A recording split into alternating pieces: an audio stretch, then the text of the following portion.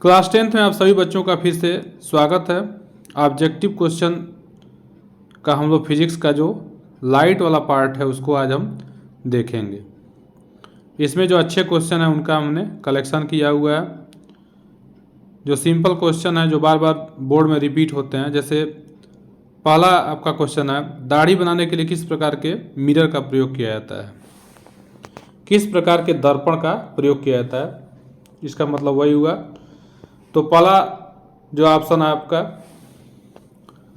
समतल दर्पण, plane mirror.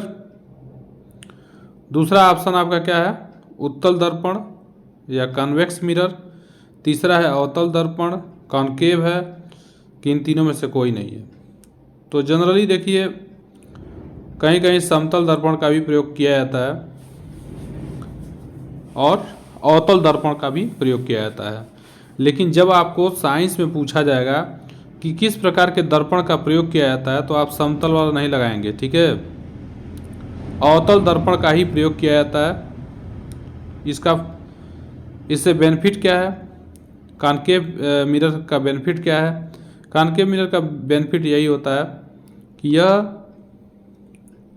जो ऑब्जेक्ट होता है उसका बड़ा इमेज दिखाता है, ठीक है। जिससे अगर कहीं मान लीजिए दाढ़ी बनाते समय कट वगैरह कट मार्क लग गया है यानी कट गया है तो उससे पता लग जाता है, या कोई बाल अगर छूटा हुआ है तो वो एकदम क्लियर दिखाई देता है। चलिए अगला देखते हैं। गोली दर्पण में फोकस दूरी और वक्रता त्रिज्या के बीच में क्या संबंध होता है, यानी फोकल लेंथ और उसके रेडियस ऑफ कर्वेचर के बीच में क्या रिलेशन होता है। तो इसमें ये रिलेशन होता है F=R/2। थर्ड क्वेश्चन देखते हैं। यदि मुख्य अक्ष के समांतर किरण आ रही हो तो अवतल दर्पण से परावर्तन के बाद किरण किस बिंदु से होकर के गुजरेगी। यानी अगर कोई कॉनकेव मिरर है और प्रिंसिपल एक्सिस के पैरेलल अगर लाइट आ रही हो तो जब वो रिफ्लेक्ट होगी तो फोकस से गुजरेगी, यानी बी ऑप्शन आपका क्या हो जाएगा, सही हो जाएगा। जो फोर्थ क्वेश्चन है, किसी दर्पण से वस्तु को कहीं भी रखने पर वस्तु के बराबर आकार का सीधा प्रतिबिंब बनता है तो दर्पण क्या होगा। तो ये तो सीधी सीधी बात है, समतल दर्पण ही होगा, ठीक है। प्लेन मिरर होगा। प्लेन मिरर क्या करता है, ऑब्जेक्ट का सीधा और सेम साइज में इमेज का फॉर्मेशन कर देता है। जो फिफ्थ क्वेश्चन है, प्रकाश के अपवर्तन के कितने नियम होते हैं। तो प्रकाश के अपवर्तन के भी दो ही नियम होते हैं। पहला क्या होता है, अगर लाइट क्या हो रही है, एक मीडियम से दूसरे मीडियम में जा रही हो, अगर मान लेते हैं रेयर मीडियम है, डेंसर मीडियम है, अगर रेयर से डेंसर जा रही है तो वो नॉर्मल की ओर मुड़ जाती है। तो जो इंसिडेंट रे है, रिफ्रैक्टेड रे है और नॉर्मल है वह सेम प्लेन में लाई करते हैं। और दूसरा वाला आपका क्या था, sine i upon sine r equal to constant होता है। तो इस तरह से दो ही इसके नियम होते हैं। अगला जो क्वेश्चन है, प्रकाश का वर्ण विक्षेपण किस उपकरण से संभव होता है। प्रकाश का जो वर्ण विक्षेपण है यानी डिस्पर्सन है, तो डिस्पर्सन आप जानते हैं कि प्रिज्म से होता है। जब कोई वाइट लाइट क्या होती है, प्रिज्म से होकर गुजरती है तो वह 7 कलर में स्प्लिट हो जाती है।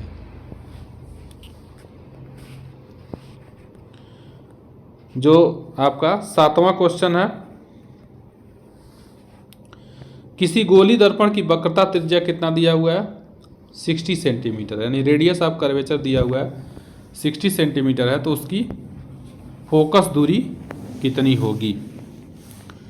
तो रेडियस ऑफ कर्वेचर अगर आर की वैल्यू कितना दिया है, 60 है, तो F= क्या होता है, R/2 होता है, इसलिए 60/2 हो जाएगा। यानी जो सी ऑप्शन है वो आपका सही है, 30 सेंटीमीटर हो जाएगा। 8वां क्वेश्चन है, 10 मीटर फोकस दूरी वाले उत्तल लेंस की क्षमता होगी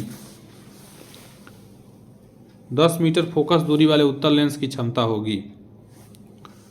तो पावर इक्वल टू क्या होता है, 1 फोकल लेंथ होता है इन मीटर, यानी 1/10 हो जाएगा, यानी कितना आ जाएगा 0.1 डायोप्टर हो जाएगा। यानी इसमें जो ऑप्शन आपका है वो डी ऑप्शन सही है। अगला जो क्वेश्चन है, किसी उत्तल लेंस की फोकस दूरी हमेशा होती है। तो उत्तल लेंस की जो फोकस दूरी होती है वो हमेशा क्या होती है, पॉजिटिव होती है, क्योंकि हम किसी भी कॉन्वेक्स लेंस का फोकल लेंथ जो है वो सेकेंड फोकल लेंथ हम मेजर करते हैं, यानी सेकेंड फोकस की बात कर रही है यहाँ पे, सेकेंड फोकस की बात की जा रही है। तो फोकल लेंथ हमारा क्या हो जाएगा, पॉजिटिव हो जाएगा। कन्वेंशन के आधार पे, साइन कन्वेंशन के आधार पे हम क्या कर रहे हैं, यहाँ पे सेंटर ऑप्टिकल सेंटर से हम राइट हैंड साइड में डिस्टेंस मेजर कर रहे हैं, इसलिए ये पॉजिटिव लेंगे हम इसको। अगला जो क्वेश्चन आपका है, प्रकाश का वेग न्यूनतम होता है। तो प्रकाश का वेग न्यूनतम किस में होता है, प्रकाश का वेग सबसे अधिकतम निर्वात में होता है, ठीक है, उससे थोड़ा सा कम वायु में होता है, और उससे कम जल में होता है, और सबसे कम किस में होता है, कांच में होता है। डी ऑप्शन आपका क्या हो जाएगा, सही हो जाएगा।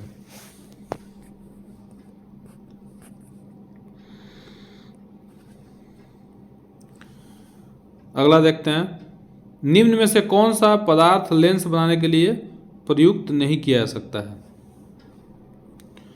तो देखिए, वाटर भी क्या हो सकता है, एक लेंस के तरफ बिहेव कर सकता है, और कांच का तो जनरली बनता ही है। हम लोग छोटे छोटे जब थे तो देखिए फाइबर एंड प्लास्टिक के भी क्या होते हैं, लेंस बनाए जा सकते हैं। ज्योमेट्री बॉक्स में ये फाइबर वाला लेंस उसमें होता था, यानी डी ऑप्शन आपका क्या हो जाएगा, सही हो जाएगा। अगला जो आपका क्वेश्चन है, क्वेश्चन नंबर 12, किस दर्पण से सदैव वस्तु से छोटा प्रतिबिंब प्राप्त होता है। यानी कौन सा ऐसा मिरर है जिससे हमेशा ऑब्जेक्ट का छोटा इमेज बनेगा। तो ये बी ऑप्शन आपका सही हो जाएगा, यानी उत्तल दर्पण से क्या होता है, हमेशा ऑब्जेक्ट का छोटा इमेज हमको प्राप्त होता है। अगला जो क्वेश्चन है, क्वेश्चन नंबर 13, 4 डायोप्टर क्षमता वाले अवतल लेंस की फोकस दूरी क्या होगी। तो यहाँ भी वही निकालेंगे, ठीक है, power equal to 1 focus in metre, power equal to 1 focal length in metre. लेकिन यहाँ पे क्या करते हैं, फोकस आप जानते हैं फोकल लेंथ क्या होता है, माइनस साइन के साथ इसका लिखेंगे, कॉनकेव लेंस है इसलिए। तो कितना आ जाएगा, इसमें पावर इक्वल टू हो जाएगा आपका, इसमें 4 डायोप्टर दिया है ना, तो 1 फोकस, तो फोकस इक्वल टू कितना हो जाएगा, 1 पावर हो जाएगा। तो 4 डायोप्टर दिया यानी 100/4 हो जाएगा।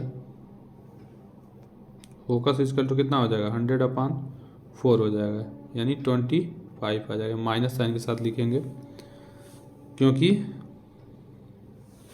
कॉनकेव का केस है। क्वेश्चन नंबर 14 क्या कर रहा है, समतल दर्पण द्वारा बना प्रतिबिंब कैसा होता है। तो समतल दर्पण द्वारा बना जो प्रतिबिंब होता है वो कैसा होता है, काल्पनिक होता है, यानी वर्चुअल होता है, ठीक है। तो इसका आंसर बी ऑप्शन आपका क्या हो जाएगा, सही हो जाएगा। चलिए क्वेश्चन नंबर 15 हम देखते हैं, जब लाइट की किरण वायु से कांच में प्रवेश करती है तो वो मुड़ जाती है, यानी किधर की तरफ मुड़ जाएगी, तो अभी इसके पहले बताए थे कि जब लाइट क्या होती है, जब लाइट किसी रेयर मीडियम से डेंसर मीडियम के तरफ जाती है तो वह नॉर्मल के तरफ मुड़ जाती है। ठीक है, यानी नॉर्मल, ये अगर हमारा नॉर्मल है तो ये नॉर्मल की तरफ क्या हो जाएगी, मुड़ जाएगी। यानी लाइट इधर से आ रही है तो क्या हो जाएगी, नॉर्मल की तरफ मुड़ जाएगी, यानी अभिलंब की ओर मुड़ जाएगी। क्वेश्चन नंबर 16 क्या कर रहा है, किसी दर्पण से आप चाहे कितनी ही दूरी पर खड़े हों आपका प्रतिबिंब सदैव सीधा प्राप्त होता है। तो क्या हो सकता है, वो मिरर कौन सा हो सकता है?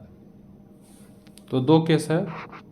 ठीक है, कॉन्वेक्स भी हो सकता है और प्लेन मिरर भी हो सकता है, यानी बी ऑप्शन आपका क्या हो जाएगा, सही हो जाएगा। क्वेश्चन नंबर 17 क्या कर रहा है, फोटोग्राफी कैमरा का अभिदृश्यक कैसा होता है, यानी ऑब्जेक्टिव जो आगे लगा होता है कैमरा में दो लेंस होते हैं, या टेलीस्कोप वगैरह है उसमें भी दो लेंस होते हैं। तो अभिदृश्यक मीन्स जो सामने वाला लेंस जो होता है वो क्या होता है, कॉन्वेक्स लेंस होता है, यानी ए ऑप्शन आपका सही हो जाएगा। 18 जो दिया है, साइड मिरर के रूप में प्रयुक्त होता है। तो आप देखे होंगे कि गाड़ियों में जो बगल में शीशा लगा होता है जिसमें ड्राइवर देख करके गाड़ी पीछे की चीज़ों को देखता है, तो उसके लिए क्या होना चाहिए, कम ही जगह में बहुत सारी चीज़ों को जो दिखा दे, छोटा छोटा करके दिखा दे और सीधा इमेज हमेशा वो बनाए। तो उसके लिए हम लोग क्या करते हैं, सबसे सूटेबल आपका है उत्तल दर्पण होता है।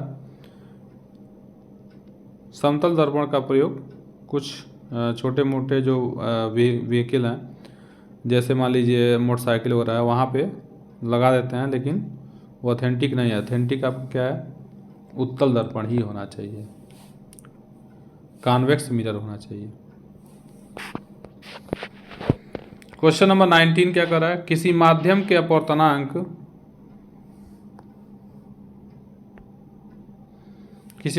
अपवर्तनांक म्यू का मान होता है।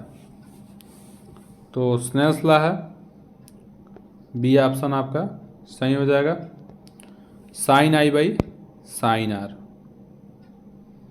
ठीक है, यानी म्यू इक्वल टू क्या होता है, sine i upon sine r होता है, और ये क्या होता है, कांस्टेंट होता है। यही आपका रिफ्रैक्टिव इंडेक्स होता है, जहाँ आई क्या है, एंगल ऑफ इंसिडेंस है, और आर क्या है, एंगल ऑफ रिफ्रैक्शन है।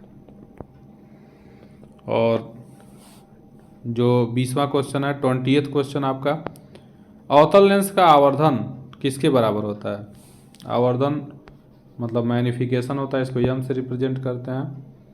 अगर मिरर रहता तो माइनस होता, और यहाँ लेंस का केस है इसलिए सीधे भी अपान यू हो जाएगा, यानी डी ऑप्शन आपका सही है। तो इस तरह से आज हमने 20 क्वेश्चन सेलेक्ट किया है। तो इन 20 क्वेश्चन को आप एक बार देख लीजिए। हमको लग रहा है कि ये जो मैंने बताया है सब एक्सप्लेनेशन के साथ ही बताया है, तो इसको याद करने की कोई ज़रूरत नहीं है, बस एक बार हमारे साथ आप प्रैक्टिस कर लीजिए। तो हमको लग रहा है कि 85% तो बस देखने से ही तैयार हो गया होगा, एक बार और देख लेंगे तो 100% ये कंफर्म हो जाएगा। ऐसे क्वेश्चन अगर एग्ज़ाम में आते हैं तो आप, हमें आशा है कि इसको आप नहीं छोड़ेंगे। ठीक है, थैंक यू।